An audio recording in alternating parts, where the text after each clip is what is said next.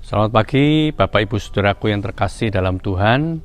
Kita bersyukur sekali lagi kita boleh bertemu pada pagi hari yang cerah ini dengan anugerah Tuhan, sehingga kita boleh memasuki hari yang baru ini.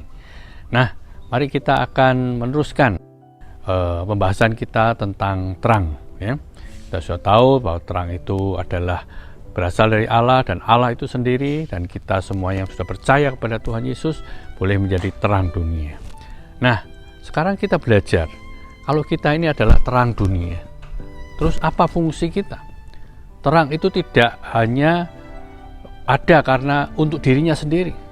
Seperti kalau kita lihat matahari. Matahari ada bukan hanya untuk kepentingan matahari itu, tetapi matahari itu ada supaya semua makhluk yang hidup, ya, baik itu tumbuh-tumbuhan, baik itu binatang, dan kita semua manusia memperoleh manfaat di dalam terang matahari. Kalau matahari tidak ada, maka kita akan mengalami banyak kesulitan, banyak penyakit, dan seterusnya. Nah, sama seperti kita adalah terang dunia. Seperti dikatakan oleh Tuhan Yesus di dalam Matius pasal 5 ayat 14, ya, kamu adalah terang dunia. Kalau kita adalah terang dunia, maka bukan berarti itu hanya untuk kepentingan diri kita. Tetapi dikatakan di dalam ayat 16, kalau kita ini adalah terang dunia, hendaklah terangmu itu bercahaya di depan orang, ya, di depan banyak orang-orang yang membutuhkan terang itu. Nah, disitulah terang itu dibutuhkan, ya. Maka itu apa yang dimaksudkan dengan bercahaya di depan banyak orang? Nah, kita lanjutkan dari ayat 16 ini, ya. Hendaklah terangmu bercahaya di depan orang supaya mereka bukan melihat terang, bukan melihat sebuah cahaya, tapi melihat apa? Perbuatanmu yang baik, ya, dan memuliakan Bapamu yang di surga.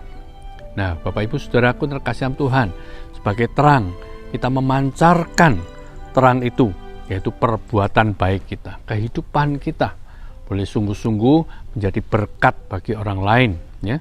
Jadi orang-orang merasakan kehadiran kita itu adalah satu berkat dari Tuhan untuk mereka semuanya.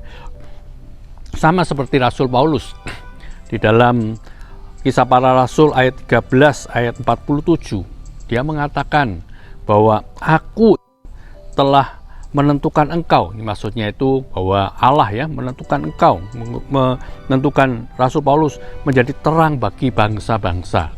Maksudnya apa? Ya, supaya mereka itu boleh melihat keselamatan daripada Tuhan.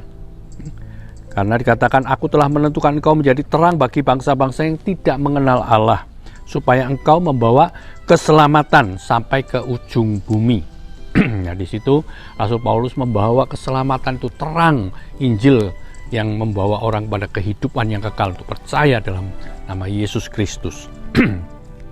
Juga di dalam Filipi pasal 2, di situ Rasul Paulus juga mengajarkan kita sebagai anak-anak terang, kita harus bercahaya, ya.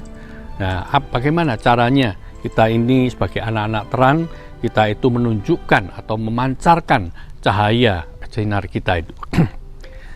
Filipi 2 ayat 14 dan 15, ya.